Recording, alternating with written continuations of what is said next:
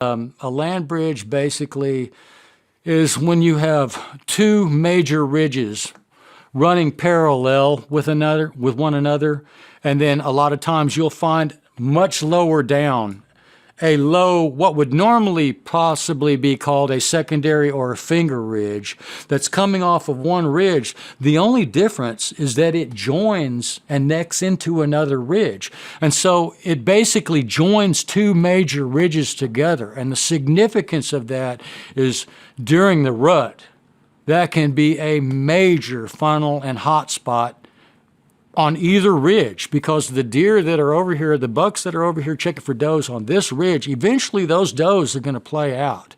When they do, that deer is going to check the next available ridge for does. Well, his easiest route of travel is not to go all the way down into the creek bottom. His easiest route of travel is to not go down as far in elevation and not waste as much energy and hit that land bridge and come across and get up on the other ridge and then just side hill his way up, cutting and intersecting doe trails. So that's what it is, really. It's just a piece of high ground that is connecting two major ridges together. And it looks like a bridge. That's exactly what it is. I don't know what other people call it, but I call it a land bridge, and that's what my buddy Clint, my hunting partner, calls it also. So I found one in Georgia 2 seasons, well, it was 2 years ago, right? Yeah, it was 2 years ago.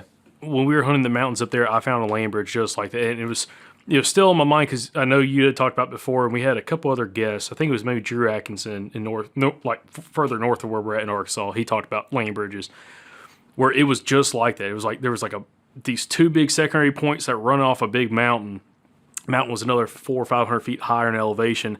And then there was just a spot where these two secondary points connected, and you just could walk right across it. And it was at a pretty high elevation. Like, you didn't have to drop down more than maybe 40 feet to hit the land bridge.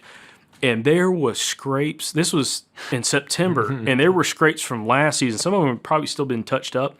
There were scrapes all over that thing. Did you hunt it? I did not. It was September. What's wrong with you? I know. I probably should have given it a shot. It was September 14th. We were kind of bow hunting, but we're also, it was like, I think first day we were there, and we were kind of like scouting our way around trying to find feed sign. You should have went back during the rut.